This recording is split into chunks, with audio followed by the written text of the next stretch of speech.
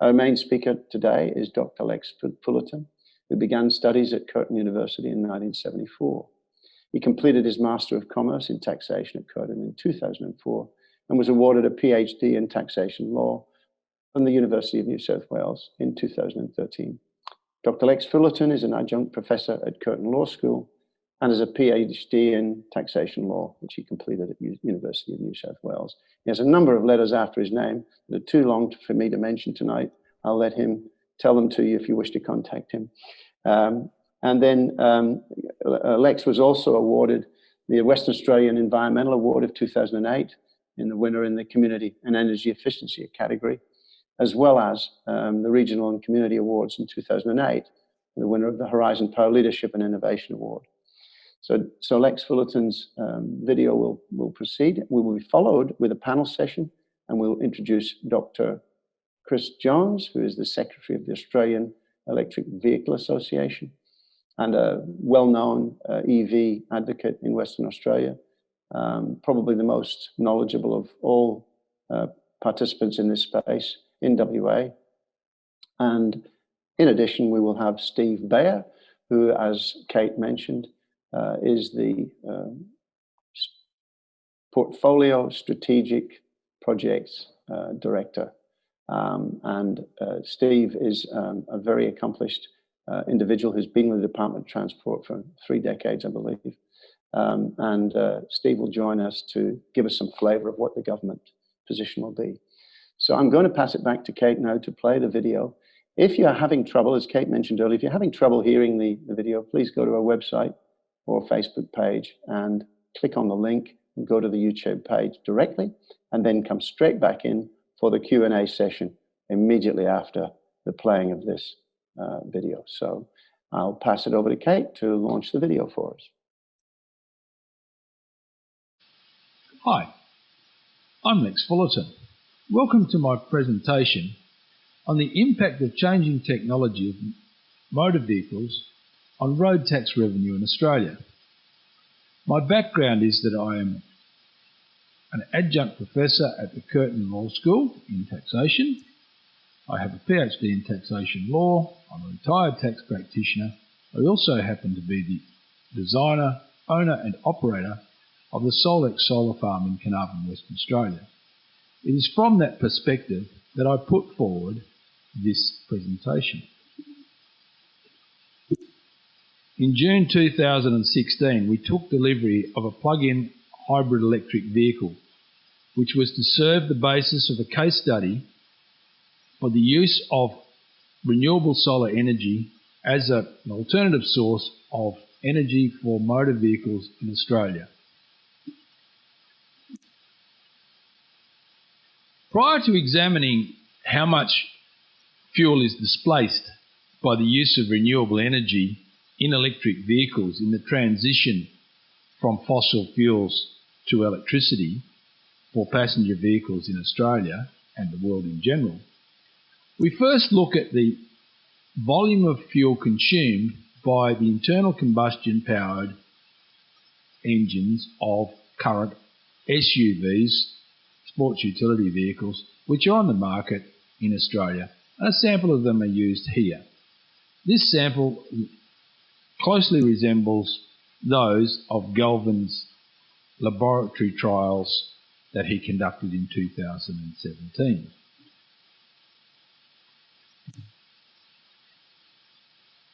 In order to compare how much revenue might be lost through the displacement of fossil fuels, in particular fossil fuels used on the road, we look at Australia's tariff rates, which have remained largely unchanged for over 10 years, because earlier on it was decided that if fuel excises kept pace with inflation, then fuel would simply become too expensive in Australia. So for that reason, the tax excise rates were frozen.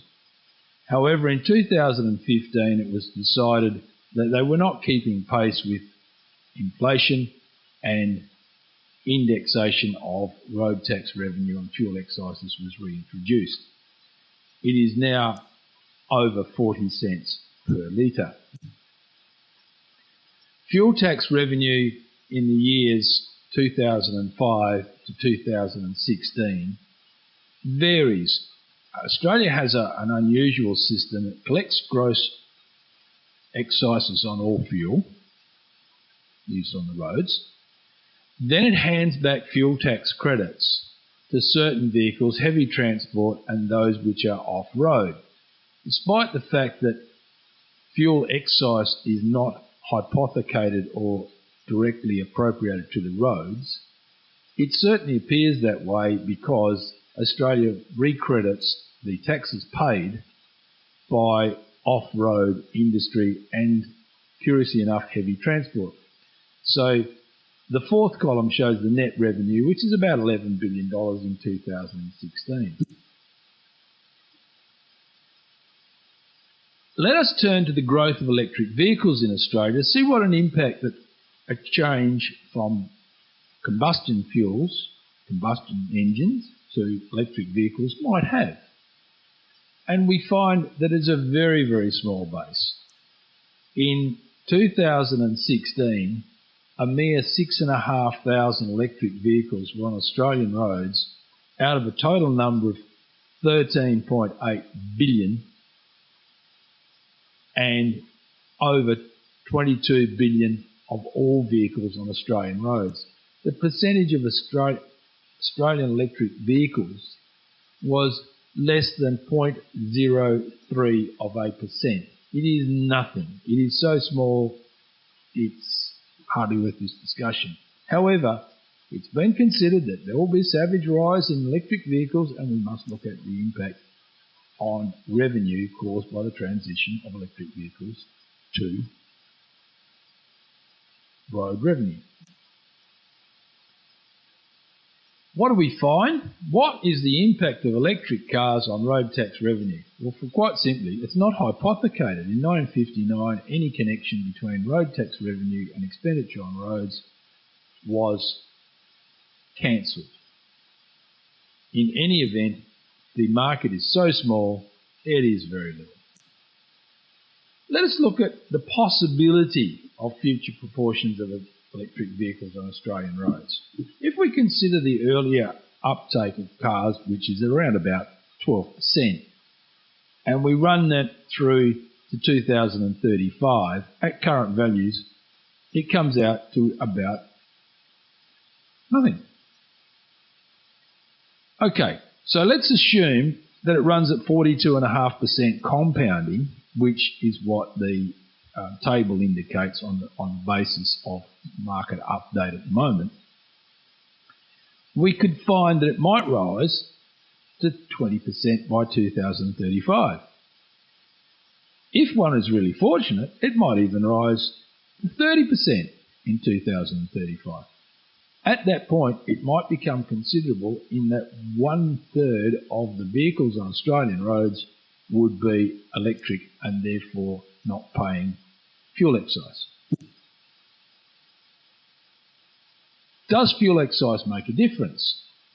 If we have the energy sources of petrol or diesel, the operators of ICEs, internal combustion engines, will pay fuel excise, GST and licences and registrations.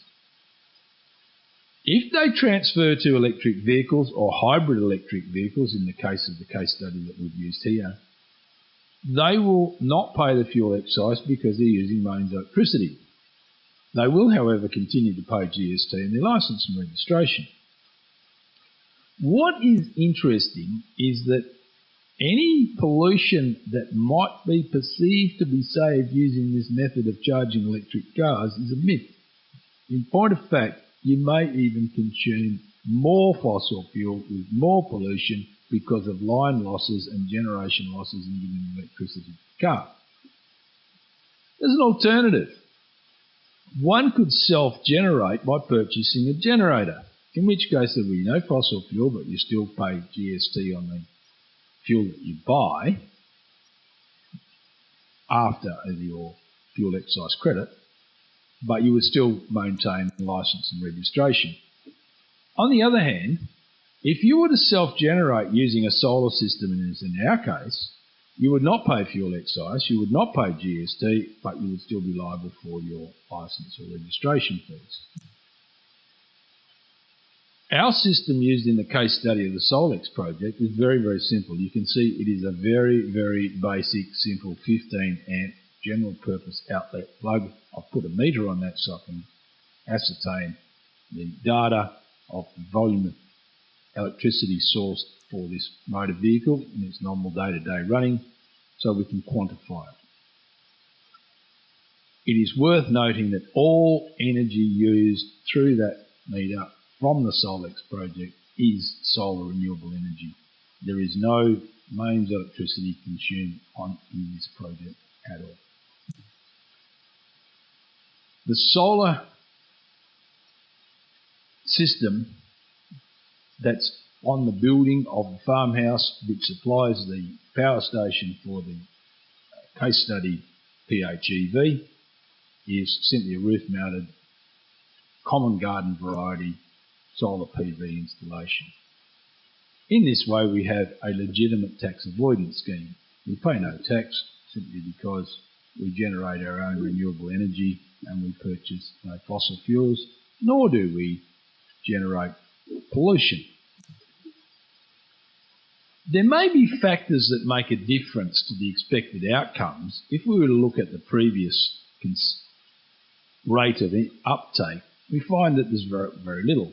However, Simpson wrote about solar champions and the influence of individuals on markets.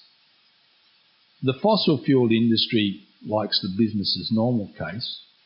However, the question is, does the frog tire, and the obvious outcome eventuates, or alternatively, will the stork choke him out for the frog to fight another day? Or will the frog choke the stork and be victorious in point of fact? It's all a matter of the future, and no one really knows what the future will bring. But individual determination can make a difference. In the case of solar PV installations, the following graph shows that there was a considerable uptake caused, according to Simpson, by a few solar champions who caught the imagination of the public, and you can see the meteoric rise in installations which occurred in 2009-10. If that was to be replicated in electric vehicles, and it well might, because the households who have solar installations, which is around 1 in 4 in Australia at the moment, they could well cause a disruption to the usual statistical analysis and the flow, and therefore in a very short time, almost a quarter of vehicles in Australia could be electric. We would see solar-powered car parks, which could become the norm. Oh, by the way, it is the norm. Here's a photograph of one, I believe it's in the UK, where people go shopping, and while they're shopping, they charge their car up. However, the focus of this particular case study is, what is the impact of electric cars on road tax expenditure? Well, the answer is simply none. There is no connection between road tax revenue and road expenditure in Australia.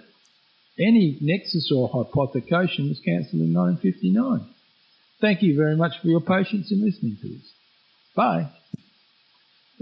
This presentation supports the paper, The Impact of Changing Technology of Motor Vehicles on Road Tax Revenue, which is available at the Social Science Research Network website at the website address given below. Thank you so much for listening, and please refer to the paper. Thank you, Lex Fullarton. And are you able to join us now, together with Chris Jones and Steve Baird from the Department of Transport? Could you please make yourself known? I hate doing these things live and untested. Do you hear me? I do. Oh, yes. Excellent. Awesome. Can you hear me there? Oh, absolutely, Chris. And your mugshot is on the screen as well. So there you go. Fantastic. Well, welcome, gentlemen. And Steve, I think, is still trying to get in. I've been getting texts from him the last 5 or 10 minutes, and I don't know why he can't get in. He's got the same link as you have, Chris, so it's a bit strange. But this is the strange world we're now living in. However, hopefully Steve is able to join us soon, because it is useful to have his input being involved in the government policy side. Chris, you know, I think you'd probably have a lot of questions ahead of myself. I'll let you throw the first question to Lex, if you might want to put forward, and we'll get some you're not going to like this question. What was the first half of your talk? I missed it. Okay. I had some connection issues, ended up resetting it, and it started to work again. But I saw the second half of it, and it all looked quite solid. So I kind of patched up the bits that I missed. Sure, it's available on YouTube if that helps. Okay. I'll. And Ian, I believe, can give us the link to that if it's. Yeah, probably a little late for that, because it'll take 10-15 minutes for you to do that. But Chris, I'm sure you've got you know. I mean, I'll tell you what. Maybe I'll throw in a question to Lex to start, and then Chris, I'm sure you can join in. Sure. Lex, what is very interesting, you highlight there in the presentation that all of these installed solar systems, whether they be 2, 3, 4, 5 with 6.6 kilowatts of panels on them, or anything else in remote properties that could be even greater than that, is that you typically export electricity now, and in WA we're talking about 7 cents. I believe it's 6 cents in Victoria, and a lot of the early incentivized programs in WA 47 cents are slipping away slowly now. So if you're going to export for 7 cents, why not get a 28-cent value and fill your car up with it? Because the 28-cent value is actually more than a 28-cent value, because if you're powering your car with gasoline, fully taxed, you're probably looking at $1 a kilowatt hour in equivalent terms, based on the price parity of electricity versus gasoline or diesel.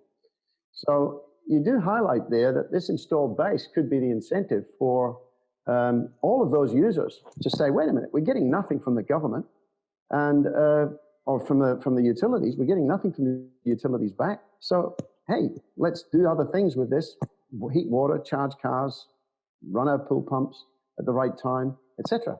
You want to expand on that? That's pretty much covered it. I could be worse and say there's a perverse situation where people are generating electricity, selling it to the grid at vastly discounted prices, and then going around the corner and filling their car up with fossil fuel at $1.10 or $1 or $1.20 as we pay here in Carnarvon. To give people a guide, it's roughly 5 kilometres to the kilowatt hour, if that kind of helps for calculations. Of course, that's going to depend on wind and all sorts of. There's a whole raft of things that vary that, but that's a fairly rough guide. You get 5 to 1, and if your unit of electricity is say 24 cents, say 25, let's make it nice and neat. So that's 5 cents per kilometre for your running cost, your fuel cost. If you were to be getting 7.2 per 100, so that's about 14 kilometres to the litre in these little vehicles, and it's say $1.40 to make life easier, that's 10 cents. So your electricity is on those figures, and of course they're a little bit rubbery for my convenience, but your electricity is roughly half the cost of gasoline. There are influencing factors in there, being fuel excise, of course, which is not cheap. I mean, that's headed north of 40 cents a litre now. Can I boost the volume on my microphone? I can talk closer. How does that sound? It's better than nothing, yeah. Okay, sorry. It just common sense, and this is what influenced me considerably, is that I own a solar farm, getting very little for the value of the electricity exported, and then I'm going down to the service station and putting fuel in it. Now, not even thinking about the greenhouse gas emissions, and a little another calculation for you, is that a kilowatt hour of electricity roughly takes about a Coke tin or 300 mil of diesel fuel equivalent to produce 1 kilowatt hour. In doing so, it doubles it. So you get about 600 milligrams of greenhouse gas emissions caused from the burning. So you burn 1 Coke tin worth of fuel and it creates 2 Coke tins worth of greenhouse gases. So you put that to one side and say that's an environmental aspect, but just from the pure economic perspective, it simply doesn't make sense to have, in my opinion, a solar PV system sitting on your roof and then fill your car. Well, I know I'm going around in circles, but can you imagine this? The person in Welshpool who owns a warehouse and has, say, 20 staff working in the warehouse gets his employees to purchase, lease, salary sacrifice, whatever, an electric vehicles. They come to work in the electric vehicle. He's got a solar system on the roof of the warehouse which can more than cope with charging 20 cars over the day. They go inside, do their work, do whatever, come out of work at 5 o'clock, join the maddening throng to go home in the commute. However, now they've just got a fully charged motor vehicle. They're not putting greenhouse gases on the highway. They're not burning fuel. They're not paying fuel excise, and they've got home. Next step, and this is not in here because this is a 2016 model and it's 4 years down the track, but unfortunately figures haven't changed a great deal. The next step is you've got a vehicle to grid system where the guy goes home, plugs his car into his house, and he's got excess energy to charge his house up overnight. That technology is already available. It's not here in Australia yet, but it's coming. Now, that is going to be a real game changer. What a taxation minimisation scheme. The employee gets paid less, but he doesn't complain because he's getting free fuel to go to and from work, which would otherwise not be a taxation incentive because it's private and domestic. He has free electricity from work. He gets free electricity at home. He gets less pay. He pays less tax. There's less superannuation. There's less costs all the way around. It's just a win-win situation. The only person that misses out, unfortunately, is Josh Frydenberg. Yeah, I largely echo those sentiments, Lex. Something that the AEVA has mentioned at every opportunity to make a submission to the federal government or to the state government, we make a point of saying, state governments should really be encouraging workplace charging, and whether it comes in the form of a financial incentive to install, 1 3 kilowatt charge point for every 25 staff or something like that, however many parking spaces you've got. Even if you don't have solar on the roof of your workplace, the grid still appreciates being able to have solar energy going somewhere useful. Basically, doing something with the belly of the duck. And the way to incentivize that is obviously with tariffs. You want a low tariff in the middle of the day where you soak up sunshine. But critically, it decreases the amount of additional generating capacity you need to ramp up at 6 o'clock in the evening when everyone gets home and starts cooking dinner.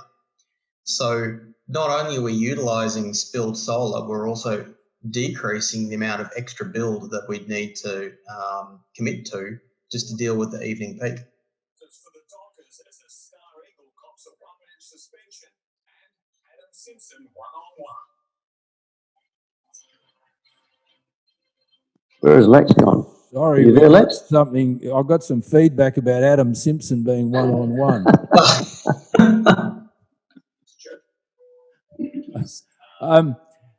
I don't think there's a need for an incentive, because if you take the taxation system itself into consideration, by saving yourself 30% in your ordinary tax rates, there's an incentive in itself. It kind of doesn't need external inputs, particularly from the government. The government's problem is that, you've pointed to the duck, is that they've got a centralised power systems with a phenomenal amount of capacity, which would generally be running for, let's say, from 8 o'clock in the morning, we'll say early risers, say 7 a.m. through to 6 or 8 o'clock at night. But by the use of solar, of course, by 10 o'clock in the morning, that's died out, and it doesn't come back till about 6 o'clock at night and lasts for a couple of hours. The stranded assets that, and particularly coal-fired power stations, they're dead ducks, because you can't just ramp up a coal-fired turbine up and down. It just doesn't. It doesn't lend itself to that sort of thing. These things are steam, you know. They've got to run kind of 24/7 to be in at, well, they call it base load. It's not a base load; it's base production, really. You've got to call the spade a shovel. The situation here with the system that I've just outlined is that the employee doesn't need an incentive. He's getting free travel to and from work. Now, that's got to be worth a fortune, because he's got to go and earn the $100, pay tax on the $100, put $70 in the fuel tank with 40-cent tariff on the fuel. So he's getting whack, whack, whack, whack all the way down. You take that away, you could say, listen, Fred, I'm going to give you $20 a week instead of $100. Fred goes, well, I'm in the same boat. He hasn't changed. He's still going to and from work. But where it used to cost the employer the $100 for Fred to have the 70, now he just gives him a solar off the roof is the go in that position.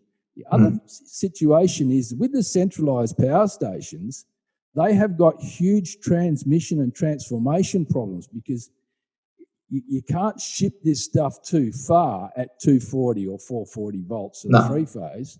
So you've got to have these huge transmission lines. You've got to have massive transformation systems to get the stuff to where it's going to go. If you're direct driving it, the bloke pulls up and the power system is a few feet above his head. It just makes the sun shines everywhere, you know, even on the Antarctic. The synergies, Lex, the synergies between the power system and EVs, I think, is not fully grasped by those people making the decisions for us, politicians.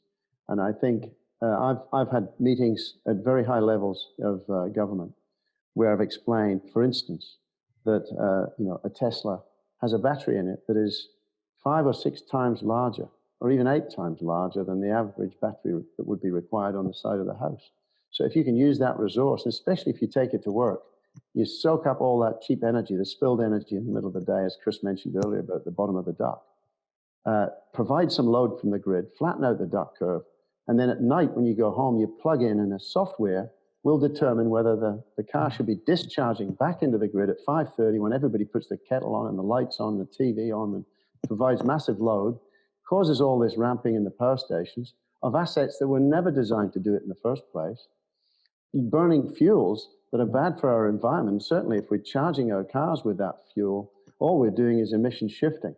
So we've got to have our power system evolve at the same evolutionary rate as the electric car uptake.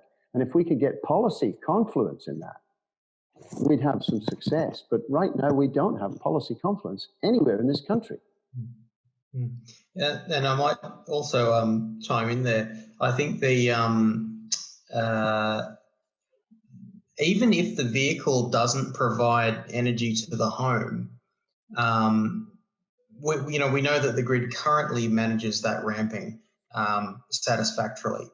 I think you're going to see a lot of people simply enjoying the fact that they're not burning primary energy, and that makes a huge difference to our terms of trade as well. You know, that's not money going offshore to pay for energy. That's local energy. But on the issue of roads funding, I think I'm glad Lex made that point, is that it's got absolutely nothing to do with wear and tear on the roads. Roads cost money and they get paid for out of general taxation. And Tell me the password again. you're already in. Sorry. So anyway, where was I? Yeah, yes, it's basically it's a revenue thing. Basically, the federal government collects money from all different sources, including fuel excise, and they spend it on all sorts of different things, including roads. To tie them together is it's kind of like we're having two completely different discussions on other sides of the planet. Yeah, they're related, but it's kind of you wouldn't link the two unless you wanted to wage a culture war. The concept I use is that a dog barks and a crow flies away. Now, did the dog startle the crow, or was the crow going to fly away anyway? So therefore, people make the connection between the dog barking and the crow flying away, and they say, see, the crow flew away because of the dog. There might be completely unrelated issues, and they're coincidental, but understand this, $12 billion is $12 billion. It's a few shekels in the pocket. And be aware also with the fuel tax credit system, that's a nice little handy way of shunting income into areas such as fishing, mining, and heavy haulage as a bit of a discount. If you remove that, it's a bit like penalty taxes, punitive taxes like smoking or one of the other type of punitive taxes to control social behaviour. But understand this, and I'll get into trouble for this one, generally the Liberal Party and its supporters own the oil wells and the coal mines, and the ALP supporters work in them and get revenue from them. Neither of the two major parties are very much interested in changing the status quo. Yep. There's a good quid in it both ways, Yeah. What is their incentive to electrify Australian roads when there's nothing in it for them? Yeah, I think another thing I'd like to go back to and ask you to comment on in this context, Lex, is the energy security. Chris touched on it a second ago. Energy security in this country is appalling, and we've got a strategic petroleum reserve held in the United States, I believe, following Angus Taylor's commitment to put $100 million into some thing in Cushing, Texas, or Cushing, Oklahoma, where the storage is, and it takes 5 weeks to get it here, and yet we've only got 3 weeks supply or something in the strategic petroleum reserve of this country. This is absurd. So what do you say about strategic petroleum reliance and EVs? I mean, it seems obvious. Huh? It actually gets better than that. I come from a shipping background, and I can tell you that for a litre of furnace oil, fuel for a ship, you get the princely distance of a good 6 inches. So it's not just the fuel that's in the tanker, it's the fuel that the tanker costs to plough through the water. I mean, if you really want an energy inefficient way of transporting something, do it by sea. The ships are slow, the drag is phenomenal. The energy required to move them through the water is just unbelievable.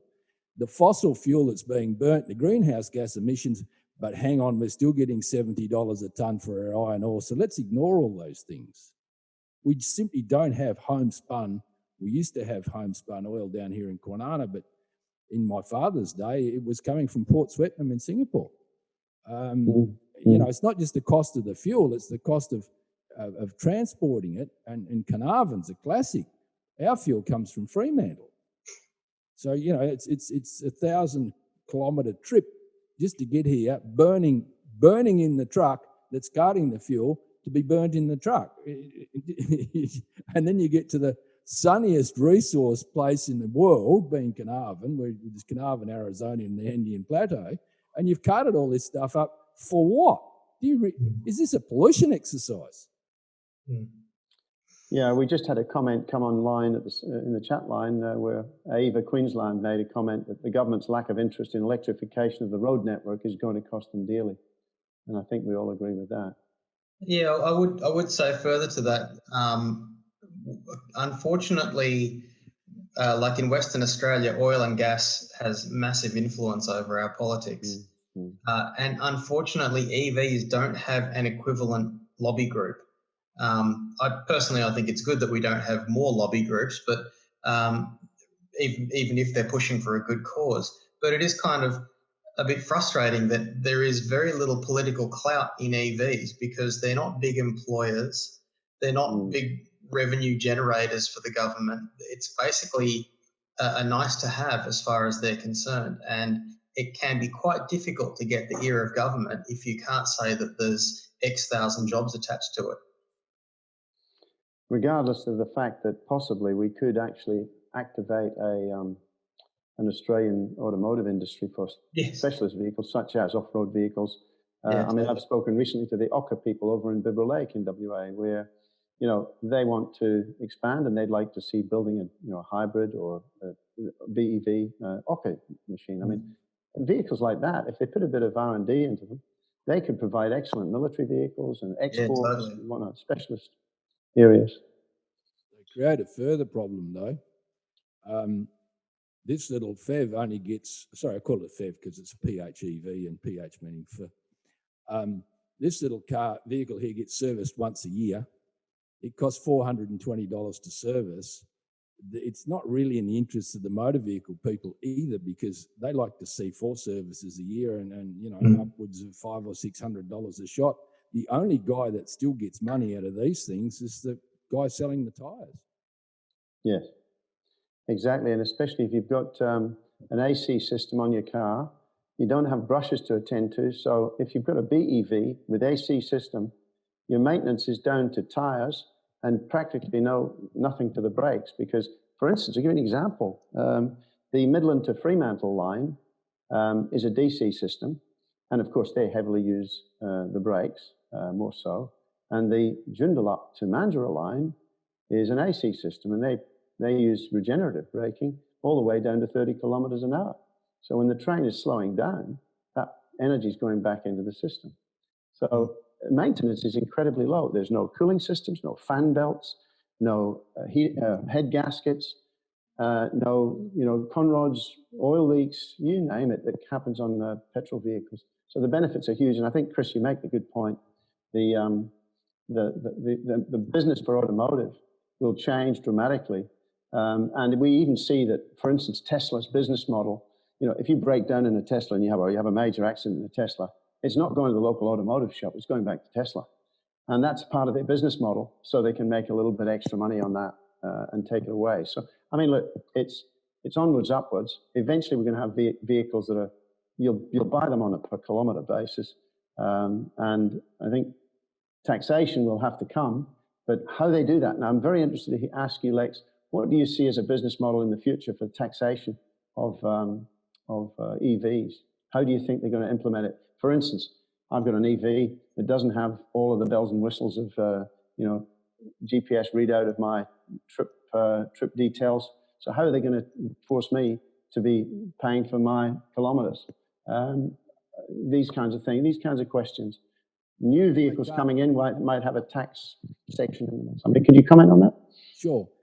They've got a luxury vehicle tax which is in place, which unfortunately is pushing the cost of the vehicles up, because almost a basic model electric vehicle, as these Outlanders are just shy of the luxury car tax, which goes on top. So the person who buys a Tesla is considered to be buying a luxury motor vehicle, when in point of fact he's not really. Okay, it's a little bit up market, but it should not be attracting the tax that it is. The long and the short of it is, there's not much tax in EVs. Get over it. There's sales tax on the sale of them, and that's pretty much it. Your licenses and registration, it's over. But my whole point is, the argument politically has been that EVs will endanger the roadways. It's just not true. It hasn't been true since 1959. It's time for people to understand this. And furthermore, if you go to the concept that I've just delivered about charging the vehicles at work and then taking the energy home, there's going to be an income tax fall on it. Governments are just going to have to find another way of doing it. At the moment, governments look at services and they budget out their costs for the year, and then they try and set their taxation systems accordingly to generate the revenue for their expenses. Now, in commerce, we try and cut our suit to suit the cloth that we've got. We prune our expenses and try to maximise our revenue, but our revenue is so hard to budget because the best we can do, and even Woolworths would have this problem, I can imagine, is kind of estimate how much you're going to get. But the government, on the other hand, can set its tax rates so that it's fixed its revenue. And once you've got a system like that, the bureaucratic system simply doesn't have an incentive to prune its costs or work better or faster or more efficient. The contractor out there who's contracted to do a kilometre of road tries to get his costs down. But if it's given to a government department, who cares? And governments are going to have to come to that understanding that you can't keep just taxing the peasants, because my peasants are running out of sheep. We can't raid the village anymore. There's just no more there to raid. And, you know, the concept of taxing... And the economic climate as it is right now, where are the workers? Well, they're at home watching TV on $750 a week. Just another thing, Lex. What we see in this state is that the government abrogates responsibility for things like emissions, road fund issues, back to the feds, or Standards Australia, or other non-WA bodies, in order to deflect the responsibility from themselves, and they can put the blame on it for inaction on the federal government. Of course, it helps if the federal government is the opposite party to your own, which in this case it is. So could you comment on where the state and federal split here is? What would be your vision for getting this right, to attract the right revenue models, get the plan in place so that we can see a better policy, state and federal? What's your vision for that?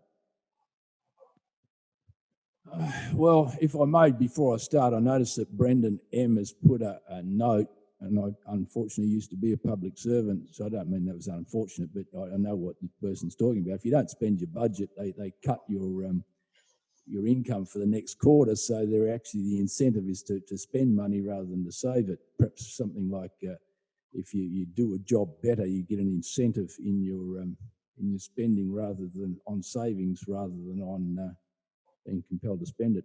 But Australia's got a small historical problem in that the 6 states and the territories were supposed in 1901 to become one federal Commonwealth, and slowly but surely that kind of didn't happen. So we've got in a lot of places 2 and sometimes 3, if you take local government into account, sources of the peasants being taxed. So they lose their sheep, then they lose their cattle, and then they come through and take the pigs. The situation is, I think we are over-governed. We've got way too many situations where we have a state education department and we've got federal education departments. There's a lot of duplication. That all costs money. We've got to run a better, more streamlined system of government, and maybe the time for the colonies and the state governments may have gone. Perhaps we need larger local governments. Take Western Australia as a small argument. Maybe if we had 50 large local authorities in Western Australia and no Western Australian government at all, and answerable straight to Canberra, and just take one whole tier of government, which basically is really an historical thing that it's like your appendix. It's there because it's there. The federal government collect the funds. They've become more centralised with the introduction of income tax in 1915. Again, in 1942, they collected a bit more, and they've centralised it, the GSTs of late, and then they hand it back to the states. Well, hang on. Why is the duplication of bureaucracy? Yeah, that's a fair point. Could you comment on how you might solve the problem of, for instance, the recent problem of us not getting the GST back? We're not getting very much GST back. How would a bunch of local councils ever be able to be unified enough to go and do that against Canberra, who would probably employ a divide and conquer principle? WA could end up being treated in a similar way across all revenue portfolios, including transport, if we don't have a state government that fights for our rights and fights for our, the needs of our roads and vehicle policy. How do you see that panning out? Again, they're philosophical arguments based on a lot of assumptions that everybody hates everybody else and it's only vested interests that ever do, but hopefully there's a bit more mature and rational thought about that.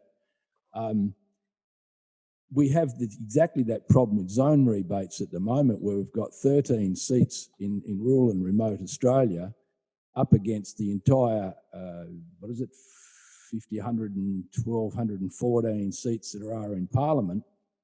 And then when they do vote in the bush, we tend to vote for everybody but loose. And that's a real key problem, is that from far north Queensland right across to Kalgoorlie, we're covered across every political spectrum we can get, and we don't get any zone allowance because it goes into Sydney, Melbourne and the other capital cities. Fair question, but to a certain extent, I'll do a Bob Catter here and say, people, you're all going to have to grow up and understand that we do work. I happen to be a local councillor here in the Shire of Carnarvon, and we have zone meetings where 4 of the councils get together in a zone type structure, and it moves up a bit like Lions and Rotary. You've got all the little clubs, and then you trickle down. Every creek and gutter sends forth its tribute flood. If you're governing your country on who can put up the best argument in Parliament and whose cricket team gets more goals or balls than the other one, and when you're in, you try and get the others out, and the one that's out gets in, and so on and so forth, that's a nonsense. It's all got to grow up and become a lot more rational in its thinking. And one of the rationalities, unfortunately, I think, is the historical situation of having 6 state governments plus your territories is unwieldy, because they start to duplicate the resources. As they're spread at the moment, the federal government looks after the highways, the state government tends to look after the roadways, and then the local governments all look after the streets and gutters, if you like. But again, competitively, it's your method of applying the services that's the problem, not... You've got a competitive situation where a guy in Broome is arguing against a person in Albany or in Newcastle for street lighting. That shouldn't be an argument. That should be quite simply, the guy in Broome needs more street lighting than the guy per head, than the guy in Albany or Newcastle, because the light in Darling Harbour will shine on more people than the light up in Broome or Meekatharra or Marble Bar. But understand this, they've all got to have light. And sure, it might not be economically viable, but it's definitely a social requirement. Okay, so just to bring it back to EVs again, because that's the topic. So EV policy, what would be... I want to put this to both of you, Steve. And unfortunately, Steve has not joined us because there's some problem with the link, and I believe there are some link problems. Some people are unable to join, and I don't know why. Apparently, Zoom has this issue. But what I want to do is throw this open again on what's the best way forward for government to... What initiatives could most constructively influence through taxation policy, or whether it be other policies involved, energy policy, or EV policies within governments? And let's assume we're dealing with the state government, because that's what we're dealing with here in WA. I might chime in, because we've written lots of submissions on this. I think at the federal level, the most effective thing they could do is introduce vehicle emission standards. That would basically compel manufacturers to not only develop but crank out and sell fuel efficient and EV vehicles in Australia. That would be the biggest driver. Of course, there's things like luxury car tax and perhaps GST reductions. There's lots of options there, but I doubt that the federal government would find them palatable. At the state level, probably the most important thing they could do is have a fleet purchase arrangement where, you know, they basically buy EVs for their fleets and then flip them in the second-hand market in 3 years' time. That's a great way to make sure that you don't distort the market value of EVs and you get more affordable EVs out to the masses sooner. Obviously, charging infrastructure, especially charging infrastructure out in the bush, will be a really easy ribbon-cutting, look at what we've done kind of an opportunity for state governments to throw some money at. And it also means that people in regional areas can then buy EVs, because I've often said this before, people who live in the regions need EVs more than we do, because they're more likely to clock up, you know, an 800-kilometre return trip to Perth 5 times a year. I mean, I might go to Esperance once a year, if that, but those guys need to do it on a regular basis. So the huge savings that are there for regional Australia really need to be highlighted. I think there's an opportunity for state government there. At the local level, you know, shopping centre charging stations, buying EVs for the local government fleet, buying electric garbage trucks and electric yellow goods is extremely important for local governments. I think that just puts the whole electrify everything attitude front and centre of ratepayers. And as I mentioned before, encourage workplace charging to soak up daytime sunshine. I think they're the big things that I think governments could really get behind with a minimum of cost. And there are, of course, taxation opportunities for them as well, but we'll just stay quiet about them.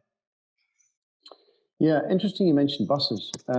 Somebody was telling me recently they crunched the numbers on bus power consumption in terms of, you know, they're fairly heavily utilized, you know, from 6 o'clock in the morning till, you know, 11 o'clock at night. And they are huge soaks of power. They can be very beneficial for the grid by, particularly if they're selectively charging at the right times of the day. And I think that's something that a 900 bus order with diesel engines, using the excuse that the range is crippled because of air conditioning, which the response from Sen was, well, maybe you should consider leaving the air conditioners with a little diesel engine on them and at least powering the main. If you get 95% of your power from the EV batteries, so what? You know, it's really kind of crazy. And of course, the manufacturers of EVs are already moving. They're already moving, but states like WA are laggards, and a lot of it is tied up in standards and tax and policies and luxury vehicle tax, etc. Although there has been some changes, I believe. Do you want to comment on that, Steve? Chris? There's been a change in the government import. Yeah, so the imports. The threshold for luxury car tax for fuel efficient and EV vehicles has been lowered to 63,000 or something like that. So if you're going to buy a Tesla Model 3 that had a bit of fruit on it, you'll probably avoid paying luxury car tax now, but before June 30, you would have paid it. But don't forget, people, there are EVs that you can buy right now that don't attract luxury car tax. Look, I think the LCT should disappear completely. It's not relevant anymore. We're not trying to protect any industry here. On the grey import side of things, obviously the automotive sector, the retail automotive sector in Australia is opposed to it. To grey imports, well, of course they would say that, you know, it would simply undermine their business.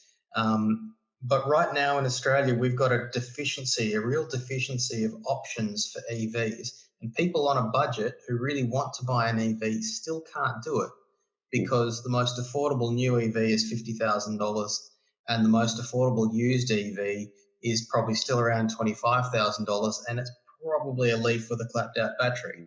So if you can get a fairly new Leaf in from Japan, maybe a 2016 or a 2017, and it's still got a good battery, that's options. It simply provides options for people on different budgets to buy EVs. So yeah, we're fully in support of grey imports of EVs. There was a recent amendment to the grey import laws. Do you know about it, Steve? Chris, they changed the law that in March next year, there's going to be a scrapping of the 100 models or 100 car limit on any particular vehicle type. They're going to scrap it, and you'll be able to bring in, any EV from any right-hand drive market.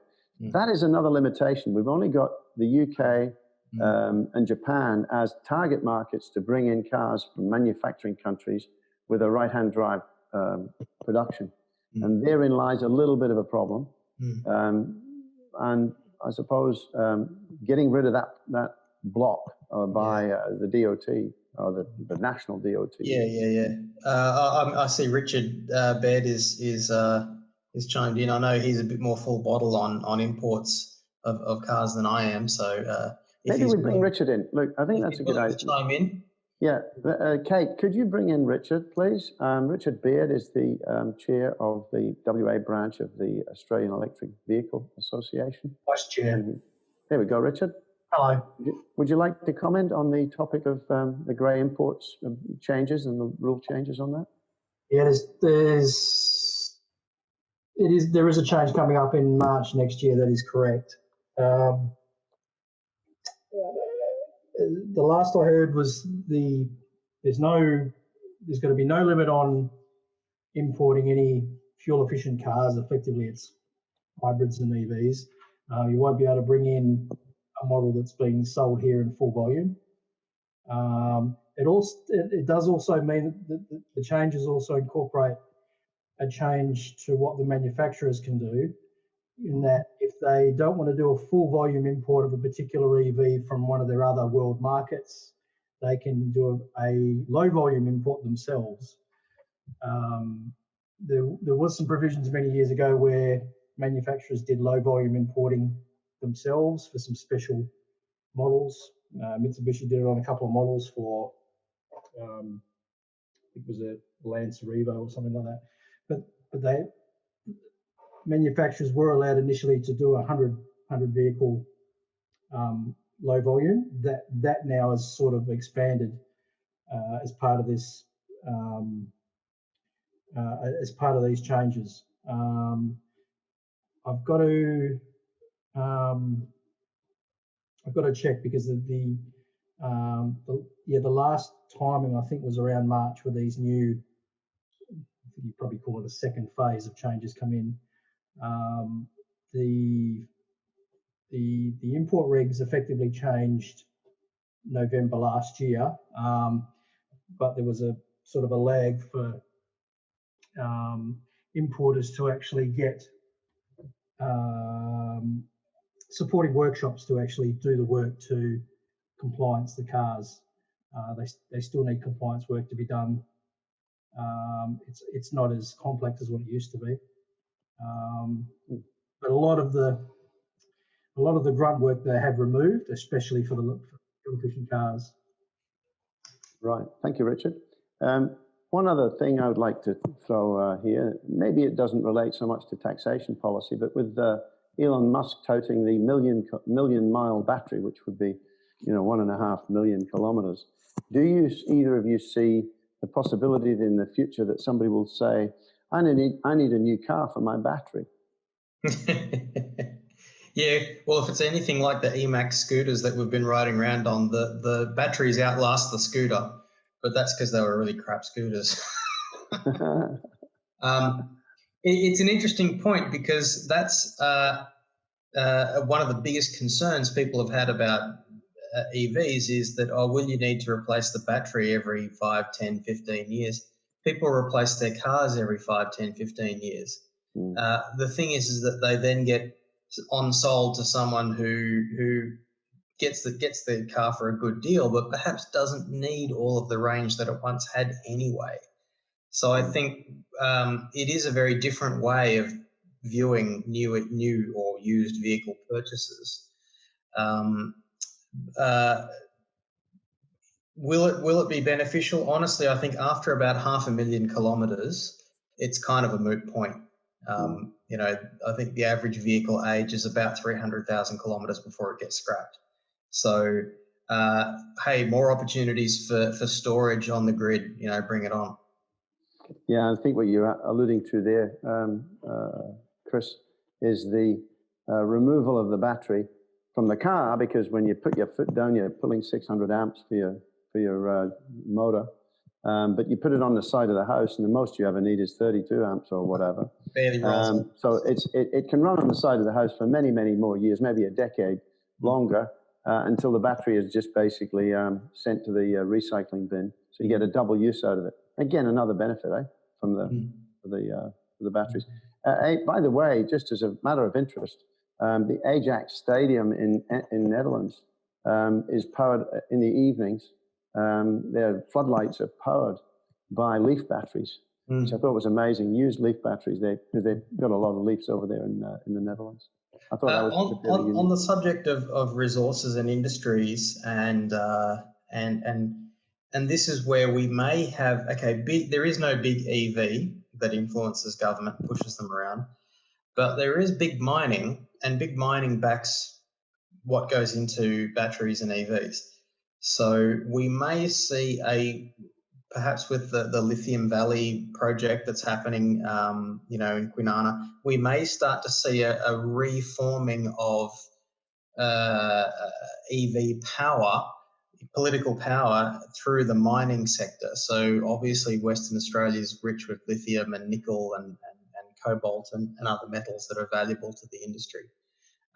We may see that. I just wanted to touch on the subject of battery recycling. Obviously, there's plenty of business opportunities in repackaging EV batteries into home storage or small commercial storage. But when that's done, we've still got to deal with the waste. And I think full credit to the Future Battery Industries CRC here at Curtin University to back a battery recycling program.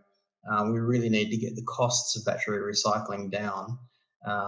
And when you think about it, a bulk container, a cubic meter of used lithium-ion batteries has a higher grade of lithium, nickel, cobalt, and manganese than any ore in the ground anywhere in the world. So you'd be mad to not utilize that resource, not because it's cheaper, but because it's there, and it takes pressure off existing markets. So I think battery recycling is something that really needs to be supported. Yeah, just a comment from Leo Kerr, one of our members of the Australian Energy Electric Vehicle Association, and publisher of, just remind me, Chris, the name of his... My Electric Car. My Electric Car website. I recommend everybody go and have a look at that. It just slipped my memory there for a moment. Leo has put a comment on, the 1 million mile battery is designed for robo-taxis, which will travel that distance on their normal lifespans. Transport as a service, TaaS, is a very popular expression, will replace car ownership for most people by 2030. So there's a bit of vision. I think it's a very appropriate vision, and I think it will happen. Trucks and locomotives do millions and millions of kilometres all the time. Yep. Yeah, correct. Lex, do you have any more roundup comments? We're coming to 7:15. We'd probably be moving towards wrapping things up now, unless anybody has any more. I'll ask you, Chris, as well, but maybe start with Lex, some roundup comments on where we're going in the future and where we should go and what we should be lobbying for. Largely, yes. I echo Chris's thoughts. The battery's already here above the surface. We don't have to get some AMFO and blow it out of the wall. We don't have to blow up some cave paintings that are 40,000 years old when we do it. There's a whole raft of arguments, but I've just got a little list of notes. The hybrid electric vehicle, which I have, is kind of essential when we've got situations. I've got to drive to Perth, 900 kilometres. A pure battery electric vehicle with charging times is kind of not,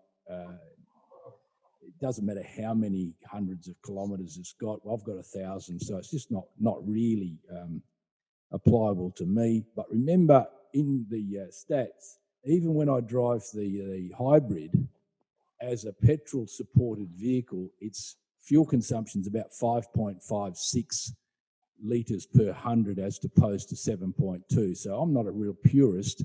I believe that less is good, and if it's a couple of litres per 100 kilometres and I'm doing 1,000 kilometres, that translates into my pocket as safe money, safe pollution. The other thing I wanted to cover was wireless bus charging. It's not that far away where the bus pulls up to take people on board. It sits over a pad, and whilst it's there, it's getting some charge into its battery as it goes along.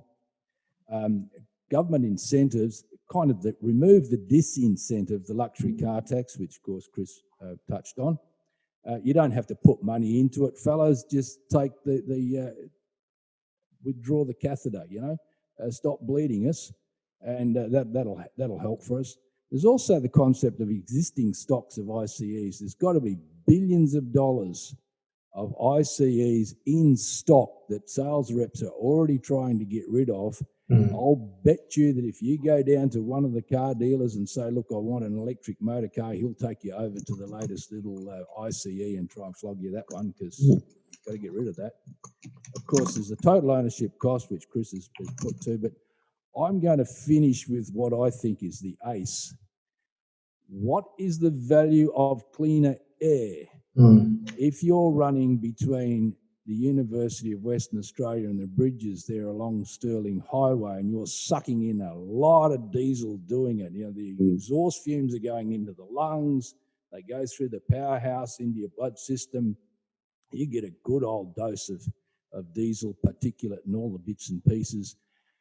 It might not be visible, but I'll bet you your health in your medical systems are going to feel the impact of electric cars, not from what they've done, but rather from what they haven't done. The pollution drops, your health gets better, you stop spending so much money on hospitals. Do you want everybody in hospital with lung disorders, or what happens? I'll wave a magic wand and remove the pollution, and, I don't know how you cost that. That's just a health benefit. That's just a social benefit. You can't. Same as climate change, Lex.